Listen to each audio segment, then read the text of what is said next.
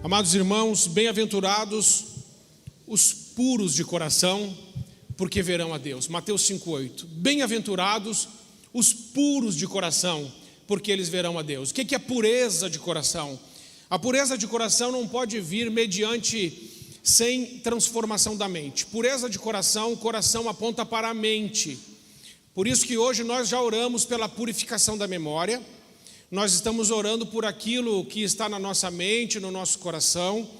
A purificação, o ser puro de coração, é ter a mente lavada pelo sangue de Jesus, é não estar contaminado pelo pecado, é não ser escravo do pecado, nem dos desejos e nem das paixões carnais. Mas os puros de coração são aqueles que tiverem a sua mente transformada pelo poder do Espírito Santo. E essa transformação está lá em Romanos capítulo 12, versículos 1 e 2, sobretudo versículo 2, Romanos 12, 2, que diz assim, Romanos 12, 2 diz, não vos conformeis com este mundo, mas sede transformados. E outra versão diz, não vos amoldeis ao padrão deste mundo, mas sede transformados pela renovação da vossa mente, para que experimenteis qual seja a boa, agradável e vontade de Deus. O que o apóstolo Paulo está dizendo é que nós precisamos sair do padrão do mundo. Não vos amoldeis, não vos conformeis. O que isso quer dizer? O mundo tem uma forma. O mundo tem uma forma, o mundo tem um molde, e o Paulo está dizendo, não se amolde ao padrão desse mundo. Nesse mundo, se nós nos amoldarmos ao padrão desse mundo, nós vamos começar a desejar as coisas desse mundo, e aí o nosso coração começa a ficar contaminado, porque a palavra de Deus diz que esse mundo jaz no maligno. Jesus disse, no mundo tereis aflições. Amados irmãos, por que não devemos nos conformar então ao padrão desse mundo? Porque esse mundo não é nossa casa, nossa pátria é celestial, nossa morada é no céu, a gente veio de Deus, a gente volta para Deus. Nesse mundo estamos peregrinando, estamos de passagem, somos como viajantes, e nesse mundo nós existimos para glorificar, honrar e exaltar o nome de Jesus. Não se amolde ao padrão deste mundo, mas seja transformado pela renovação da mente. Essa renovação da mente é submeter a mente à liderança do Espírito Santo. É dizer ao Espírito Santo, vem Senhor, me dá sabedoria, me dá inteligência, me dá discernimento, entendimento. Espírito Santo, me dá revelação, palavra de conhecimento. Senhor, me capacita com dons. Todos nós que entregamos a nossa vida a Jesus temos pelo menos um dom. Para que serve o dom? O dom serve para glorificar, exaltar e erguer o nome de Jesus. O dom é um meio para que se atinja um fim. O dom existe para a glória de Deus. O dom não tem um fim em si mesmo. É para glorificar a Jesus. Todos os cristãos têm pelo menos um dom. Qual é o seu dom? Você já parou para pensar qual é o seu dom? E como você está usando esse dom para promover a honra, a glória e o louvor e a exaltação do nome do Senhor? Dom é diferente de talento, irmãos. O talento é aquilo que eu trabalho para ter. Talento é aquilo que eu vou lá, faço aula, me preparo e dedico muito tempo, aí adquiri um talento, posso até dar um show, cobrar ingresso, só que o talento, ele glorifica a mim mesmo. Quando eu uso os meus talentos, eu sou o centro. Quando eu uso os meus talentos, a glória é para mim. O dom é dado pelo Espírito Santo para glorificar o nome do Senhor, para exaltar o nome do Senhor. Dom você não trabalha para ter, dom vem de Deus. Mas alguém que se converte tem que usar tanto os dons quanto os talentos para a glória de Deus. Porque não vivemos mais para nós mesmos, mas vivemos para o Senhor. Hoje nós estamos falando de pureza de coração. É ter um coração que crê. Um coração puro é um coração que crê. O quanto você crê. O quanto você busca. Buscar-me-eis e me achareis quando me buscardes de todo o vosso coração. Nenhuma promessa de Deus se perde, irmãos.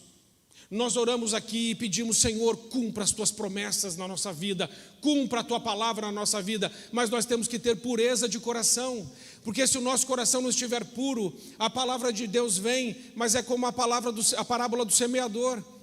Ela cai, a semente do Senhor cai em terra dura, não penetra, cai à beira do caminho, as aves vêm e levam. A palavra do Senhor precisa cair num coração puro, numa terra boa, para ela frutificar, para ela brotar. Nenhuma palavra de Deus deixa de se cumprir. Deus tem promessas. Deus não mente. Quando Deus fala, é verdade. Alguns de nós têm dificuldade de crer na palavra de Deus, mas quando Deus fala, é exatamente aquilo, irmãos. Quando nós olhamos para a promessa de Deus, 1 Reis 8,56, coloca para mim. Lá está escrito que nenhuma promessa que foi feita por Deus por intermédio de Moisés deixou de se cumprir. Nenhuma promessa de Deus deixou de se cumprir. Quando Deus faz uma promessa, irmãos, ela se cumpre. É o nosso coração que desiste de buscar. É o nosso coração que diz que não dá. É o nosso coração e nossas experiências que nos fazem desanimar e ficar pela metade do caminho. Mas a promessa de Deus não deixa de se cumprir. O Senhor prometeu, Ele cumpre. Quando nós olhamos a Bíblia, lá em Tiago, põe para mim Tiago 1,17. A palavra de Deus diz, irmãos: toda boa dádiva, todo dom perfeito vem do Pai das luzes, em quem não há mudança e nem sombra de variação. Toda boa dádiva, todo dom perfeito vem de quem? Do Pai. Não há sombra de variação, não há mudança. O que isso quer dizer? Que aquele que prometeu é fiel para cumprir. É Hebreus 13:8. Jesus Cristo é o mesmo ontem, hoje e será eternamente. Ele não muda.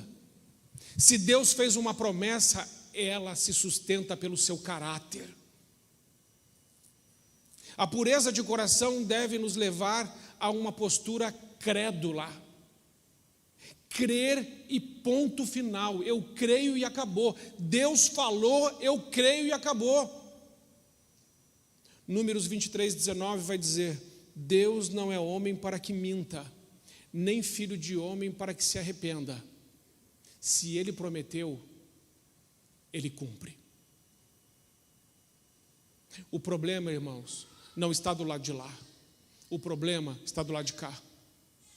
Deus tem promessas, Deus tem sonhos, Deus tem planos, Deus tem feito tudo por nós, mas muitas vezes nós, no nosso coração, não abrigamos as promessas de Deus. O nosso coração está impuro, o nosso coração está cheio de dúvida, o nosso ânimo ele é inconstante. Uma hora eu quero, uma hora eu não quero, uma hora eu avanço, uma hora eu recuo. Eu pareço crente bipolar, uma hora eu estou lá em cima, outra hora eu estou lá embaixo. Por quê? Porque estamos seguindo o nosso coração, mas o nosso coração, a palavra de Deus diz que o nosso coração não presta, nosso coração é enganoso, diz Jeremias, ele é perverso, ele é corrupto, nosso coração é doente. Mais do que todas as coisas, quem o conhecerá? Jesus disse: é do coração do homem que sai o homicídio, blasfêmia, falso testemunho. O nosso coração não vale muita coisa. Quem confia no seu próprio coração vai cair num abismo. Por isso é necessário purificar o coração, parar de crer naquilo que sente, parar de crer nas circunstâncias e começar a crer na palavra de Deus, nas promessas de Deus, nos princípios que estão na palavra de Deus, porque esses não mudam, irmãos. Céus e terras passarão, disse o Senhor, mas a minha palavra não passará. Então nós precisamos continuar para entender que essa pureza de coração é entre eu e Deus, mas é entre eu e o próximo. Se eu estiver com Deus e o meu coração estiver puro com Deus, eu vou conseguir dar passos importantes em relação ao meu próximo. Coloca para mim Romanos aí 12, 20. E nós vamos ver o que é a gente seguir a palavra de Deus. Olha só, ao contrário, diz Paulo, se o seu inimigo tiver fome, dele de comer, se tiver sede, dele de beber. Fazendo isso, você amontoará brasas vivas sobre a cabeça dele. Isso vai contra o nosso coração. Quem não é puro de coração não consegue. Quem não tem mente renovada não consegue. Porque se alguém me fez o mal, como eu quero retribuir a pessoa? Com bem? Se a pessoa me abandonou, se a pessoa foi injusta comigo, se a pessoa me xingou, se a pessoa me caluniou, se ela ficou me devendo dinheiro e ainda fala mal de mim, se ela manchou a minha reputação, se houve adultério, traição, abandono, abuso sexual, Jesus diz na sua palavra, através do apóstolo Paulo, palavra inspirada pelo Espírito Santo, se o seu inimigo tiver fome, dele de comer. Se ele tiver sede, dele de beber. Fazendo isso, você amontoará brasas vivas sobre a cabeça dele. O que isso significa? Ah, pastor, entendi. Eu vou amontoar brasas vivas sobre a cabeça dele, um montão, para ver se ele pega fogo e morre de uma vez. É isso que a palavra de Deus está dizendo? O que é amontoar brasa viva? Porque tem alguns que leem isso aqui e falam assim, não, eu vou fazer, eu vou dar bastante comida e bastante água para ele, para ver se ele morre torrado, aquele miserável. Deus não está falando nada disso. O que é amontoar brasas vivas? É que Provérbios, irmãos, 25, se eu não me engano, onde é que eu anotei isso? Provérbios 25, 21, põe para mim. O apóstolo Paulo retirou esse texto de Provérbios 25, 21 e 22, que diz, se o seu inimigo tiver fome, dele de comer, se tiver sede, dele de beber. Fazendo isso, você amontoará brasas vivas sobre a cabeça dele, e o Senhor recompensará você. O apóstolo Paulo, lendo Provérbios, trouxe isso para Romanos, mas Provérbios foi escrito mais ou menos 120 anos depois que o povo saiu do Egito. E lá no Egito tinha uma prática, quando alguém agia de forma errada e se arrependia, o egípcio colocava sobre a cabeça dele um vaso ou uma bacia com brasas. E esse vaso e com bacia com brasas queria dizer, eu estou profundamente arrependido do mal que eu fiz. E ele andava pela rua com aquela brasa na cabeça. O que isso, para onde isso aponta? Para uma consciência que está queimando. Porque quando nós erramos, nós cristãos, o Espírito Santo de Deus nos avisa, a gente não consegue ficar com aquela situação ruim, porque ele sempre está falando, isso não está certo, isso não está certo, isso não está certo, isso não está certo. Até que chega uma hora que você fala assim, tá bom, Senhor. Não é assim com você? Pelo menos é assim comigo. Chega uma hora que a gente, não, eu preciso consertar. Mas ali nos egípcios, então, eles carregavam essas brasas vivas sobre a cabeça num sinal de arrependimento, de contrição. O que os judeus vão depois, mais ou menos num paralelismo, fazer é jogar cinzas sobre a cabeça. A gente só está falando de 120 anos depois. Eles pegaram isso e começaram a mostrar com sinal de arrependimento, jogar cinza sobre a cabeça e rasgar as vestes. Isso quer dizer o quê? Estou profundamente arrependido, estou me humilhando, estou me quebrantando na presença de Deus, então joga cinza, rasga as vestes. O que Paulo está falando é outra coisa. Paulo está dizendo, não é sobre a sua cabeça que você vai amontoar brasas vivas, é sobre a cabeça do outro. O que isso quer dizer? Você precisa gerar no outro, com o seu comportamento alinhado com a palavra de Deus, com o seu comportamento cheio de amor, com o seu comportamento cheio de renúncia, com o seu comportamento onde não há espaço para orgulho, para o seu comportamento que destrói as barreiras da inimizade e que destrói os muros de separação. Você agora vai para o seu agressor e você o abençoa. O seu agressor não vai entender. Como é que o agressor vai entender você abençoando ele. Jesus disse: abençoa quem te amaldiçoa, faz o bem para quem te faz mal, ora por quem te persegue. Paulo está dizendo: se seu inimigo tiver fome, dá de comer; se tiver sede, dá de beber. Ele vai ficar confuso. Como essa pessoa está retribuindo o mal com o bem? Como essa pessoa tem a capacidade, depois de tudo que eu fiz para ela, como que ela tem a capacidade de chegar e dizer assim: eu amo você, eu perdoo você, você é uma bênção? Isso me confunde. E então aquela pessoa que não tem Cristo, ou que se afastou de Cristo, mas que está de mal, que está do outro lado, ela vai ter brasas vivas sobre a cabeça. O que isso vai fazer com ela? Vai gerar dentro dela arrependimento. Ela vai dizer: meu Deus, o que eu estou fazendo? Como é que eu posso ser tão ruim para essa pessoa? Como é que eu não enxerguei isso? Como eu pude sustentar com o meu orgulho tanto tempo de separação e de dor por causa do meu orgulho? Eu preciso também pedir perdão para essa pessoa.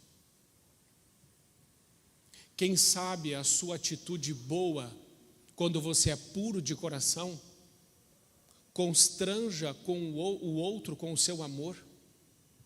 A Bíblia diz: o amor constrange. Dar um abraço em quem nós temos por inimigo, dar um beijo em quem nós temos por inimigo, abençoá-lo, dar a ele comida e água, que significa acolher o inimigo. Ele vai ficar confuso. Aí Deus está agindo através da sua vida de uma forma tremenda.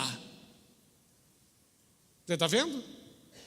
Está vendo o que é ser cheio do Espírito Santo? É isso, é ser cheio do Espírito Santo. Vou dar um exemplo. 2 exemplos. Ano de 160 e ano de 250 depois de Cristo. Nós estávamos ali na 2ª ou 3ª onda de perseguição aos cristãos. Os cristãos estavam sendo martirizados mesmo, pendurados em postes, e eles eram untados de betume, e eles hasteavam fogo nos cristãos para iluminar a cidade de Roma. Os cristãos eram ensanguentados e peles de ovelha eram colocadas sobre eles, e eram jogados no Coliseu para o leão confundir o cristão com ovelha, e os leões comiam os cristãos. Tudo isso estava sendo feito pelo Império Romano, matando o cristão todos os dias, e muitos cristãos. Só que no ano 160 chegou uma pandemia, uma epidemia, varíola. No ano de 250, sarampo. Sabe o que aconteceu? 5.000 romanos estavam morrendo por dia no auge da epidemia, só na cidade de Roma. Isso está no livro Crescimento do Cristianismo, de Rodney Stark. 5.000 pessoas morrendo por dia. Quem começou a fugir da cidade de Roma? Todo mundo. Quem foi o primeiro a fugir? Elite política. Segundos a fugir, ou junto com a elite política, elite religiosa, fora. Todos os sacerdotes, fora. Sacerdotes que não eram cristãos, fora. Políticos, bora. Gente que tinha posses, embora. Pais abandonaram seus filhos. Está registrado. Pais abandonaram seus filhos. Irmãos abandonaram os irmãos. Filhos abandonaram seus pais. Existia montanha de gente moribunda. Montanhas de gente moribunda ali. Morre, não morre, está moribundo ainda, não morreu ainda, está ali na pilha. E nas casas ficavam os doentes. E as pessoas que não estavam doentes abandonavam. Todo mundo foi embora, ficou só os doentes. É nesse tempo que Deus levanta os cristãos galileus. E os cristãos galileus começaram a pegar a contramão do mundo. Todo mundo saindo da cidade de Roma por causa da peste. Quem estava entrando? Os puros de coração. Eles tinham sido perseguidos. Os familiares deles morreram nos postes. Os familiares deles foram martirizados e mortos a fios de espada. Os familiares deles foram comidos por leões lá no Coliseu. E eles é que entraram em Roma para ir curar aquelas pessoas que estavam doentes de varíola e sarampo.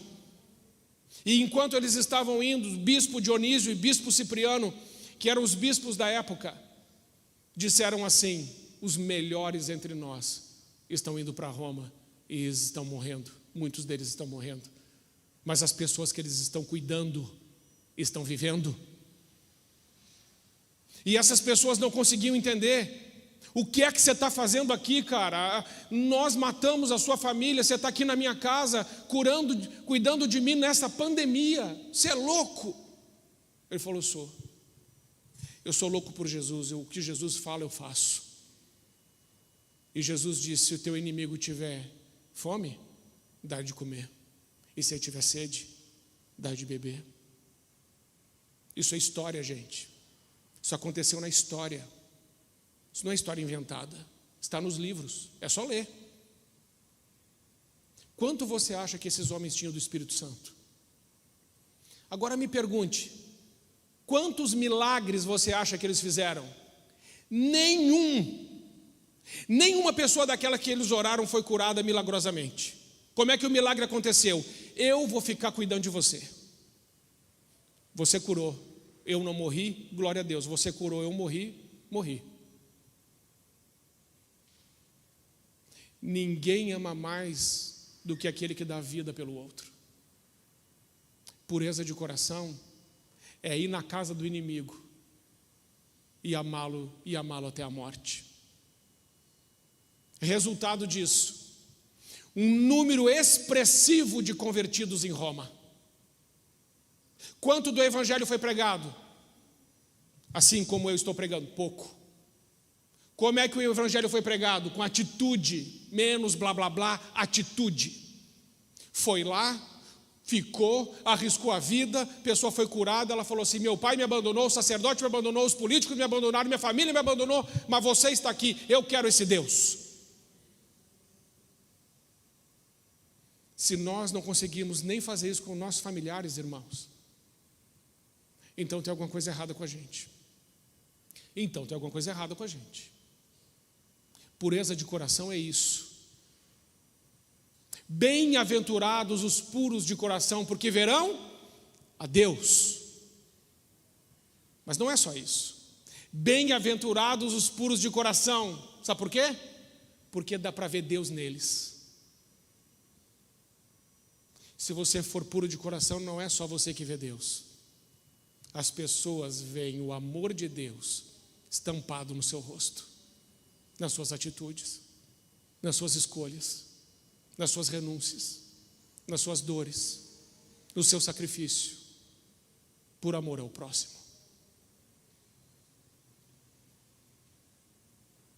Então você precisa fazer uma reflexão essa noite. Eu sempre falo, irmãos, não adianta pregar a melhor pregação do mundo e você sair daqui e dizer assim: nossa, que legal, que pregação. Foi horrível.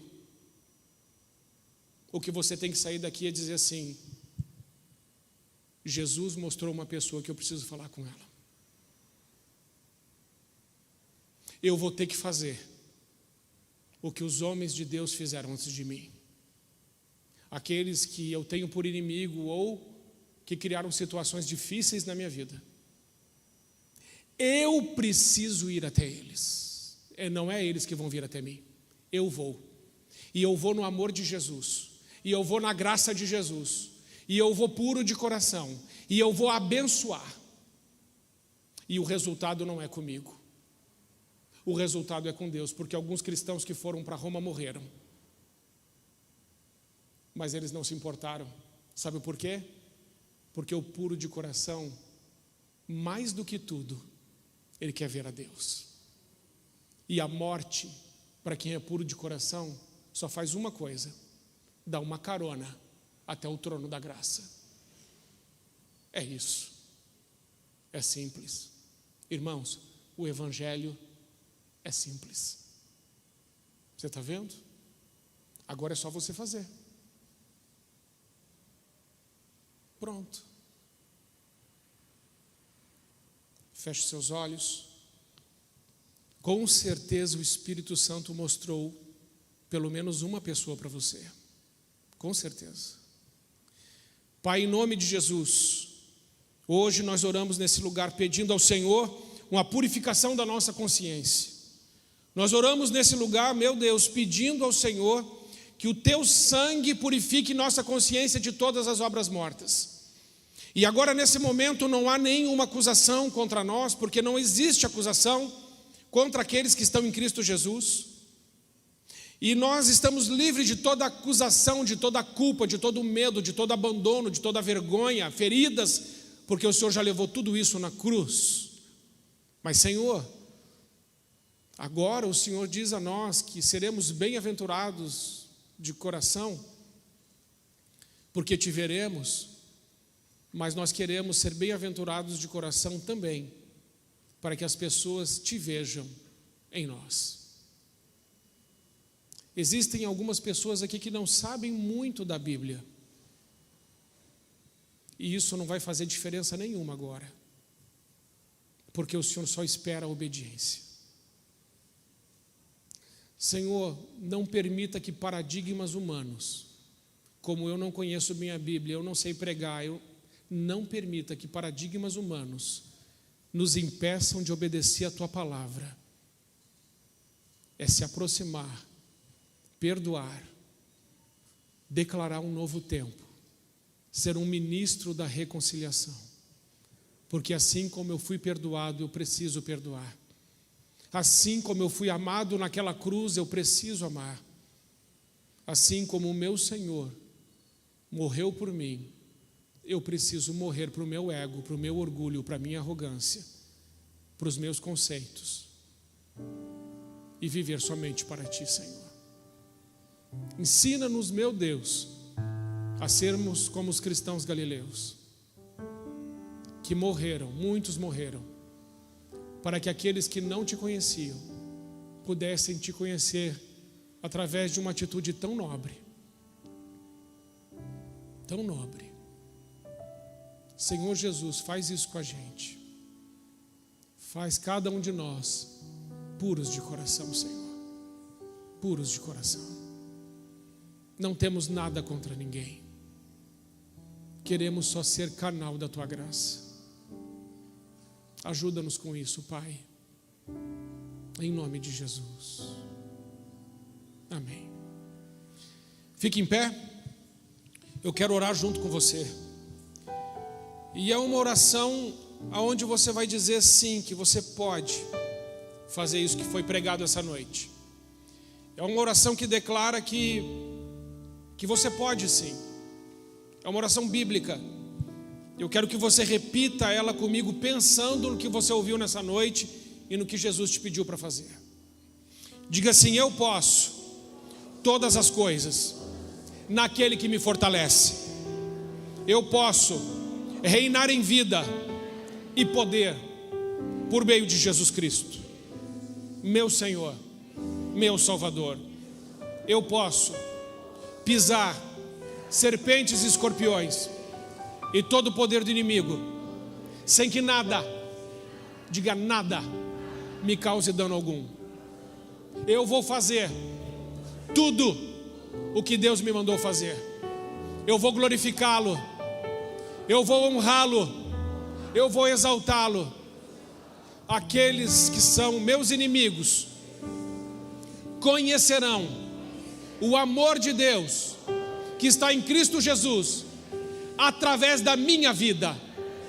Eu sou canal da graça, eu sou luz do mundo, eu sou sal da terra.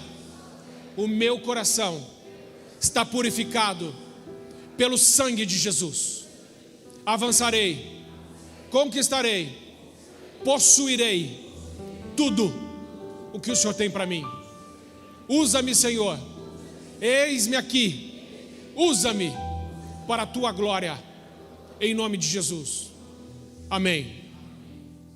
Pessoas que estão morrendo de câncer por causa de falta de perdão, pessoas que estão depressivas por causa de feridas emocionais, pessoas que estão paralisadas na vida por causa de coisas que não foram resolvidas, sonhos que foram enterrados por coisas do passado. Deus vai usar a sua vida para levar cura, para levar esperança, para levar amor, para levar reconciliação, para você ser conhecido como construtor de pontes. Aonde tem abismo, você vai fazer uma ponte. E os seus inimigos não entenderão, mas as brasas vivas do Senhor estarão sobre a cabeça deles. E por causa da sua atitude, quem sabe, essa pessoa diga: eu preciso de Jesus. Quem sabe? Que Deus nos ajude nisso, irmãos. Isso é nobre. Isso, irmãos, eu que já trabalhei tanto com culto de libertação, com batalha espiritual, se tem uma coisa que a gente pode chamar de batalha espiritual, é isso: reconciliação. É a maior batalha espiritual que existe, porque esse é o ministério de Cristo. O ministério de Cristo é o ministério da reconciliação. Ele morreu para nos reconciliar com o Pai. Só que Ele nos deu o mesmo ministério. Você também tem esse ministério. Deixa Deus te usar, em nome de Jesus. Vamos louvar ao Senhor. E quando você estiver louvando ao Senhor, você pensa nessa pessoa. Aliás, não, nem vamos louvar agora. Eu quero que você pense nessa pessoa. E pense você indo agora. Você está indo em direção a ela. Está enxergando? Você está indo. Agora você está olhando nos olhos dela. E você está dizendo: eu te perdoo, em nome de Jesus. Eu amo você. E eu não vou mais deixar que as coisas que aconteceram fiquem entre nós. Eu estou construindo uma ponte onde antes havia um abismo, porque eu sou filho de Deus, porque eu sou puro de coração, porque as promessas de Deus vão se cumprir na minha vida. Olhe você fazendo. O resultado não está nas tuas mãos, está nas mãos de Deus. Mas a obediência é uma decisão sua. Senhor, nos ajude, Pai, em nome de Jesus. Amém.